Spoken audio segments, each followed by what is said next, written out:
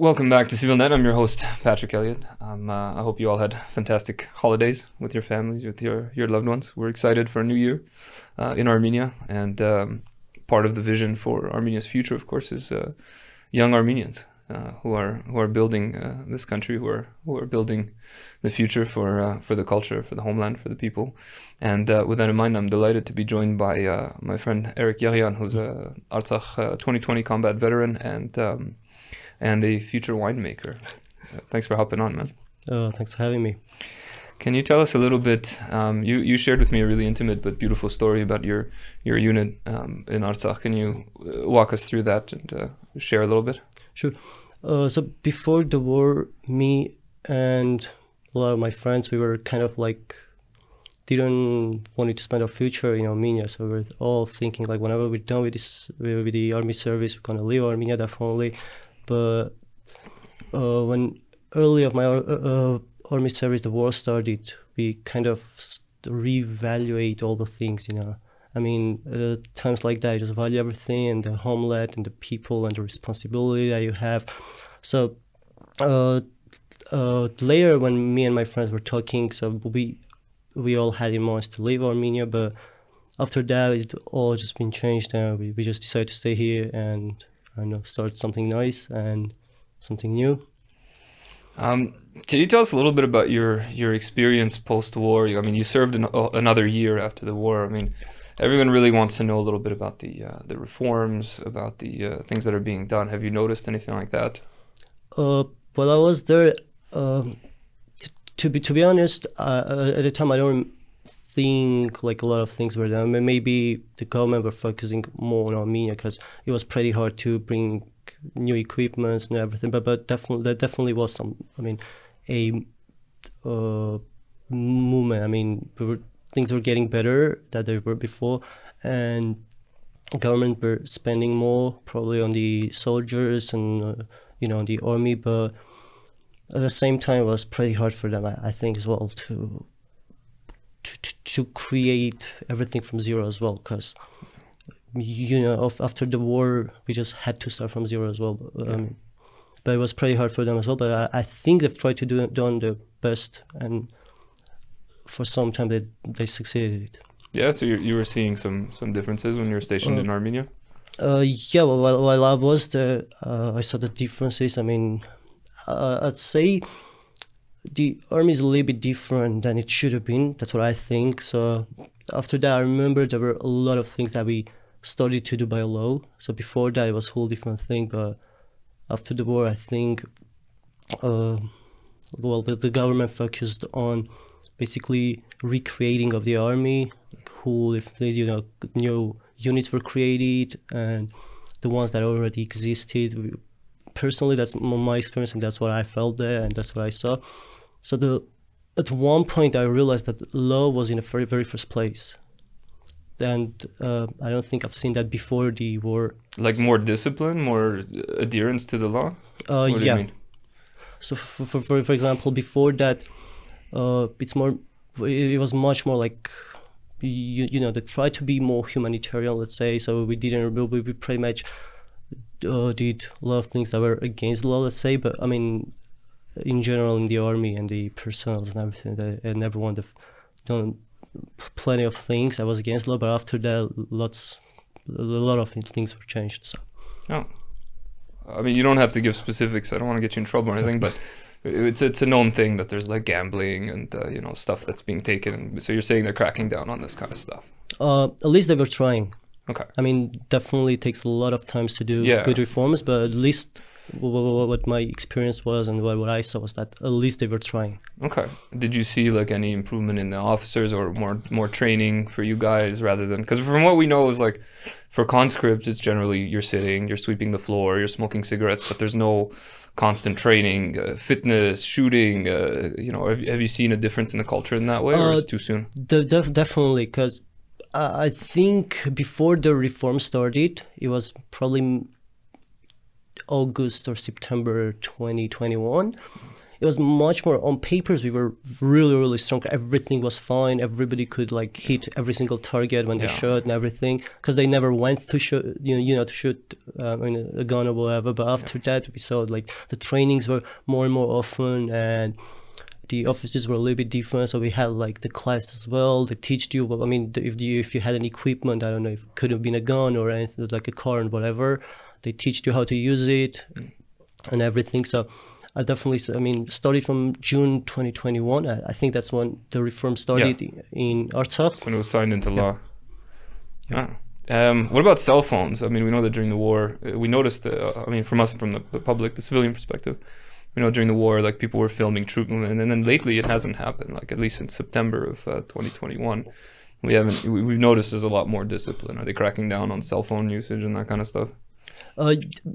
After the reforms, it was way more hard to have a smartphone there. I don't know if you got caught with a smartphone, and especially if you had pictures of any any place in the front line, especially in the front line, you could have get like in a big trouble. Oh, well, that's good. That's encouraging. I know. I mean, for you, I know these seems like minutia, but for us, on the other end, we want to know like if it's trickling down. So there's more large stuff being done at the higher ends. But most of the time, what I saw was that the soldiers, they knew how to use the smartphones, but it's not that everybody knows. I mean, in Martakir, where I served, we had this problem when a guy talked to a Ukrainian blogger and told a lot of things, and then later the blogger posted the video on YouTube. Jeez.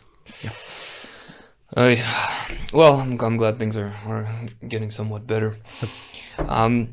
But this is great. So you guys all kind of wanted to leave, and then the war ended, and you didn't. So tell us. I mean, one thing that an important detail is you're from Armenia, right? So winemaking is in your blood. Tell us, when did this interest in wine start with you? I think it was a year before I went to the army, and I was already working in a winery, so I was kind of like giving tours there and telling about the wines and everything. But when I was in the army, I was kind of stuck in between choosing my future profession, and I was thinking what I'm going to do whenever I'm done with this. And so at the time I talked to a really amazing guy who's sitting in front of me right now, and and he told me, why not to get into winemaking? I said, okay, cool. So I came back, and I was the catalyst, that conversation we had when you were still serving? I remember you told me about, you told me about wines and everything. So I came back, and the very first thing that I did when I was looking for a job, it was about wine. And so I started to work there and get more and more into wine and read a lot. So that's how, and now that's what I mean, I see myself in the future as definitely something with wine. So we had actually a big end of year and big start to the year in Armenian wines, right? Yep. Armenian wine made the Forbes top 10 list, and then this as January 5th, I think we made the Vanardi made the Bloomberg top 30 under $30, right? 30 wines under $30. So Armenian wine is getting attention in major publications. Yep. And I know that you're interested in getting into starting a wine podcast. So can you tell us a little bit about your vision and what is it that's special about Armenian wines for those listening? So I'll just tell you one quick story. Actually, one guest that I had on Civilnet, who shall remain nameless, off camera told me that one of the most surprising things about Armenia is that he's heard that many countries near us, their wines are very famous and so on, and he said, I find it was overhyped, but one thing that really surprised him was the quality of Armenian wines. He said, like, I did not expect it. I thought it was just another overhyped, we make our own wines, but he was really impressed. So tell us a little bit about your vision for Armenian wines and what you think makes us unique. First of all, let me also mention that yesterday Decanter, like a famous wine website, posted about Voskevas making it into top 100 wines of 2023. Really? By the way. Yeah, I like Voskevas. Voskevas is a nice one. Yeah, the Colors Collection white one. Yep, and talking about Armenian wines, what makes us unique is definitely, first of all, the grapes. I mean, you can get the same grape from a New World country or pretty much every single country in Europe. But what we have here, and and they mentioned that a lot of the grapes are still undiscovered. People are still doing experiments with them, and that's what probably makes us unique. I mean, we have amazing grapes that are very uncommon, that are indigenous varieties here in Armenia and in even certain parts of Armenia, and what we offer to people is the grapes that we have, and we're more. If we compare us with, like, I don't know, Georgia, I think they do amazing marketing. Because I was talking to this guy who was from New Zealand. He told me that even if you go like a boutique wine shop in New Zealand, you'll find a corner with Georgian wines. But ours are still struggling even with the market in Europe. Yeah. But there are a lot of new markets in the East. I mean, Japan, Singapore, China, Korea, exactly, yeah. So what can we offer is an amazing wine that is different, because it's made from totally different grape, and that the terroir here as well is different. And what I like about Armenia is the vineyards as well. You know, they're very, very high. Like, most of them, they just start like 1,200 meters above the sea level. And that's not a very common thing that you can find in Europe, or I don't know, in Argentina. Well, you have Halde that has the highest altitude wine on the planet, and then exactly. they submerge it in Karlij on Mount Arakac. Yep. It's a really interesting bottle. You have all these weird. So one that I opened on Christmas Eve was Bambakashad, which is a new natural wine. But my God, this is probably the best. Have you tried it? Oh, not yet. Oh, I'll have to get you a bottle. It's one of the best wines I've put in my lips. I was like shocked, and it was 5,500 dirham, which is like $14. Which honestly, for I know in Europe you can get a good wine for €5, but for North American prices for natural wine that's that good, like, it's impressive. When I lived in Poland, in our little compound, we had this like local wine importer guy, and he would do tastings, and he had all this stuff, right?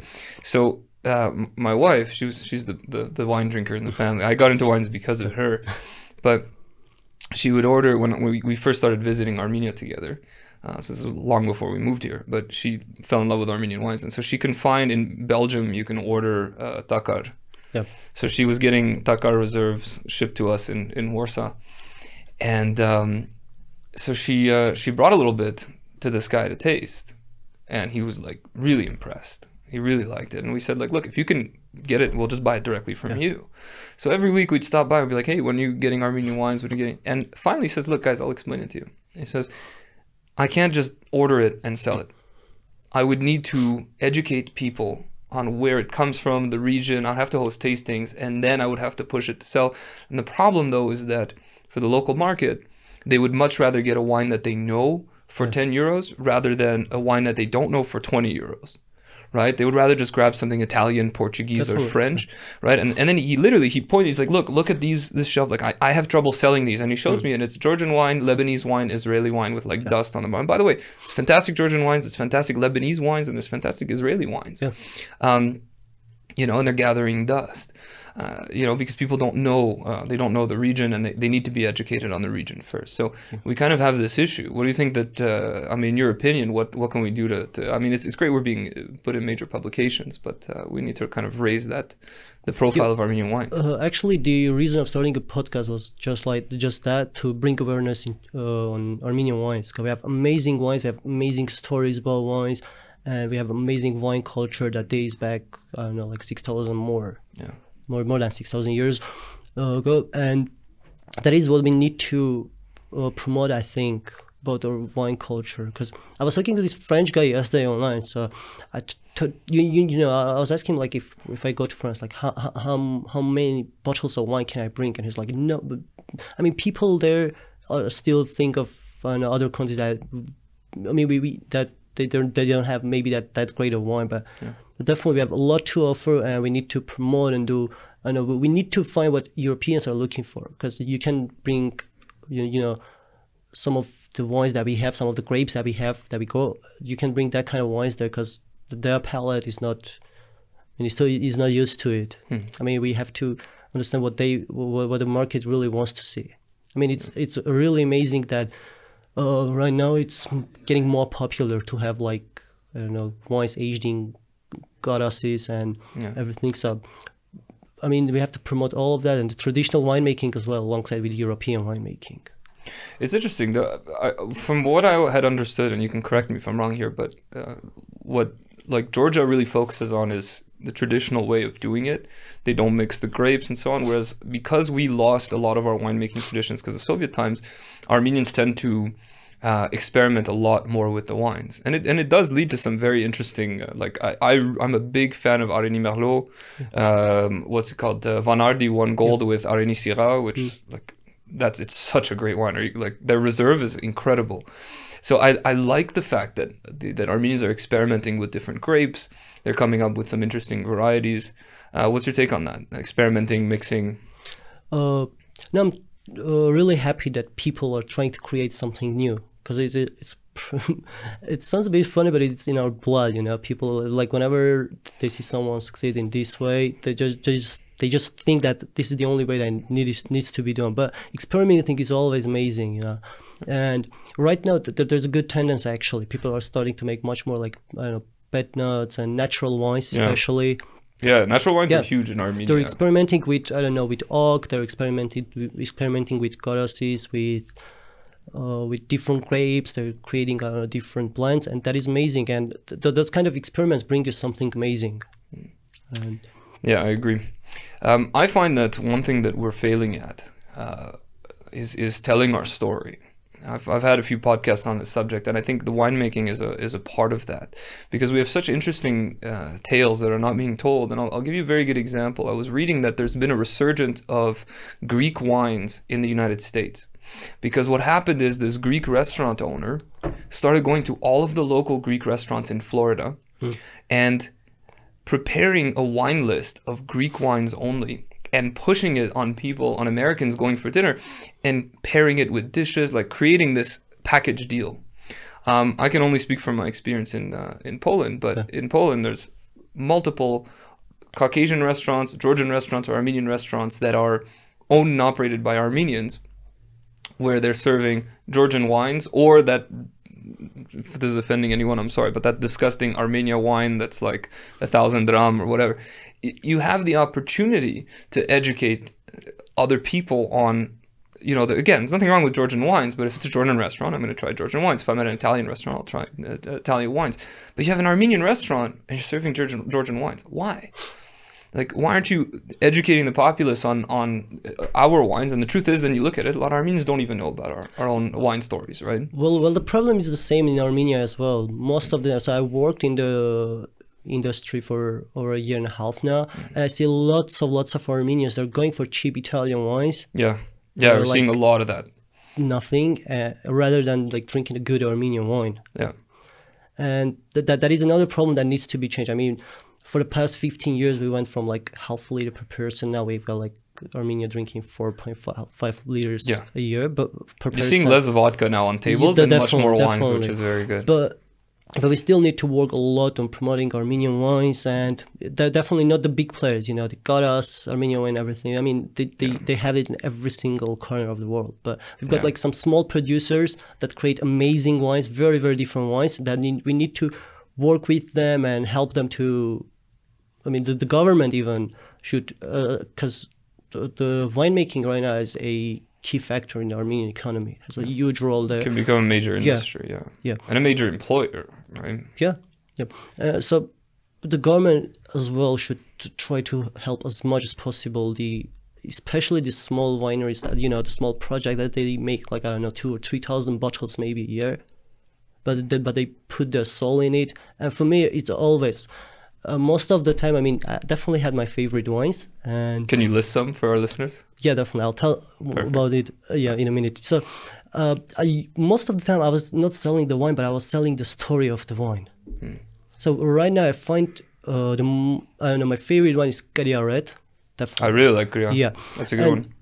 It's an amazing story, you know, to tell people that, I don't know, a girl from Armenia went to study in Switzerland, met a German guy, they moved to Armenia, they started their own project, and they make fantastic wine. One of the very few, I'd say one of the very few Armenian wines that are worth every single penny you pay for it is definitely Karia. One of the very few, And I mean, we need to help these kind of people to to get into Europe, I mean the European markets, because as far as I know, they're all doing by themselves. So I don't know, finding maybe with, I mean, cooperating with different people from different countries and trying to export their wines to different countries. Because we have that problem as well. I mean, most of them, I mean, even in Armenia, most of the wineries that produce their wine, they sell to Russia. Yeah, they sell to Russia, a little bit to US. And Russians would drink motor oil. Honestly, they wouldn't know good wine. So unfortunately, it doesn't push for quality. I mean, it's just quantity. As far as there is alcohol, they'll drink it. So we need to probably focus on these stories and these kind of people, you know. Yeah, there's if you heard about Yog wine? Yeah, definitely. Yeah, so like an Indian woman from Dubai who came and fell in love with Armenia and started her own winery. Like it's just, we have such fascinating stories, and I really think, like, for me, that's what developed my wine palate. I was more of a whiskey guy for most of my adult life, and like just seeing excellence. I would say I'm not even a big fan of Armenian wines. I'm a fan of excellence, and I feel that and I taste that in Armenian wines. It's beautiful. People, I mean, that small producers are the ones that are doing experiments, you know. Yeah. And with experiments, you find a lot more. A lot of interesting things. I mean, I don't want to drink every single year the same wine and feel the same thing. I mean, I want to. Maybe that's not good. That's not really good. But I like it when I try like the same wine of like different vintages and I see differences between them. Yeah. I mean, some year it's good, some year it's bad, but I don't care. And the small producer, for example, I don't know if you heard of Krauserog or not, Maher. Another amazing story. Guy was born in Armenia, moved to Lebanon, moved to the United States, was around 6 years old, came back to Armenia, studied here, and now he's making fantastic wines, doing a lot of amazing. He was one of the very first ones I actually got into like all natural wines. Wow. One of the very first. I mean, I think even the first one who did like a Beaujolais style wine. Before him, I had like no idea what a Beaujolais wine is, like that style or whatever. But he makes amazing. Now he's working, I think, with indigenous varieties only, which is another amazing thing. And it's just fantastic, you know, to have this kind of people, because the diaspora as well, when they, I mean, they in their way they can help as well with like drinking Armenian wines abroad. Or even investing. Like I have a friend in Montreal who's gathering, he's a diasporan, but he's gathering non-Armenians, and they want to, maybe I shouldn't even say this out loud, but essentially they want to create a fund to invest in Armenian winemaking. And I think that would be an interesting project, because when we think of how Armenians can invest, it's always like IT startups and stuff. Yeah. But like you can own a winery in Areni for like a fraction of what you would pay for anything else in that part of the world, right? So that's a pretty interesting, like, adopt the wine. We should start an adopt the wine project or something, right? Where diasporans can invest in winemaking and receive like bottles of first batches and stuff like that. That would be pretty cool. Erik Yeghyan, thank you so much for hopping on. Where can we find you? When do you expect your podcast to go live? What should we look for? Right now, I'm really working on it as hard as I can. So I hope very, very soon, probably next month. I'm still working on it, but I'll try to do my best to help, I don't know, Armenians and non-Armenians to, you know, get more knowledge as soon as possible. Perfect. Amazing. Thanks so much for hopping on. Thank you. Thanks again. This has been Pat, and we'll catch you guys very soon.